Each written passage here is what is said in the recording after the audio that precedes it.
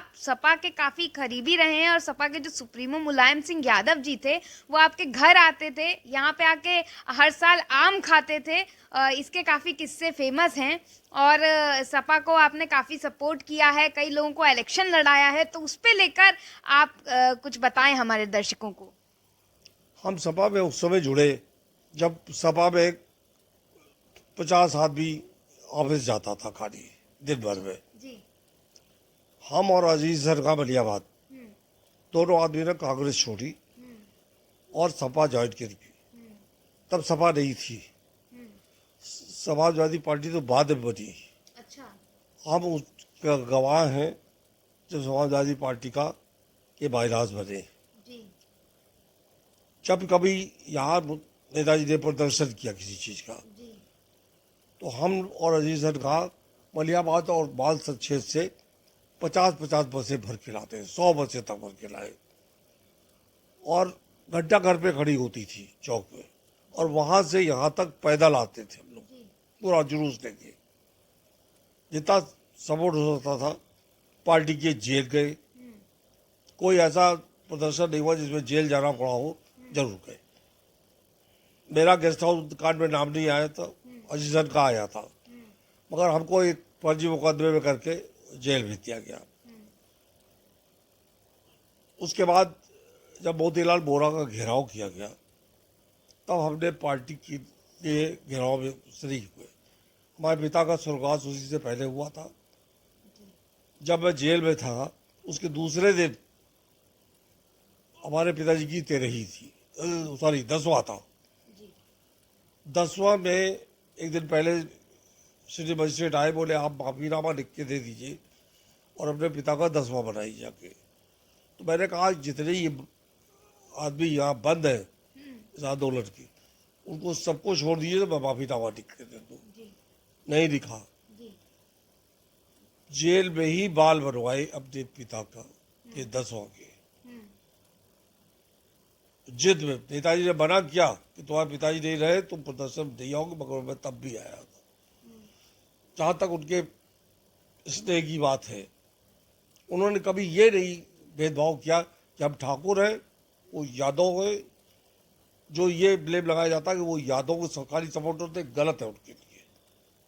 वो हर आदमी की, हर बिरादरी के आदमी के उसके सपोर्टर रहे। हमारे यहाँ वो आम खाने पहली बार गए,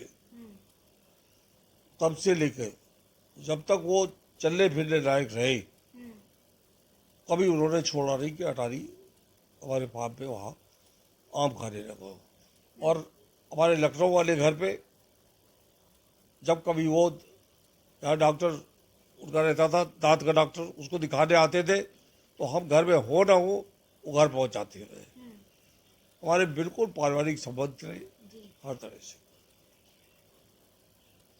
जो स्नेह उन्होंने दिया हमको, वो अगर हमारे बड़े भाई जिंदा होते, जिनका स्वर्गवास हो गया था वो तो पहले ही, तो जितना स्नेह वो देते उससे कम नहीं दिया। बिल्कुल बड़े भाई की तरह का स्नेह दिया उन्होंने। हम लोगों को टिकट दिला देते थे, कह देते, सिफारिश करते थे इसको टिकट दीजिए, उसको जिता के भी ले जाते थे। तो इसलिए वो हमारी बात को बहुत ध्यान देते थे। एक बार हमने एक को अंग्रेज जी के टाइम पे ही जब तो हमने लाल बत्ती दिलाई, तो जब वो हाँ कर दी उसके लिए कह दिया अंग्रेज से कि दे दी जाए, उसका हमसे बोले कि तुम क्यों नहीं लेते हो कभी कोई चीज़। तो हमने कहा हमारे पास जो पद है उससे बड़ा पद आप दे दीजिए हमको तो हम कल ले लें। बोले क्या पद है तुम्हारे पास, तुम खाली मेंबर हो पार्टी की। तो हमने कहा आप हमको क्या कहते, किसी अफसर से मिलाते हैं, किसी मिलाते हैं तो क्या कहते हैं बलबीर सिंह क्या।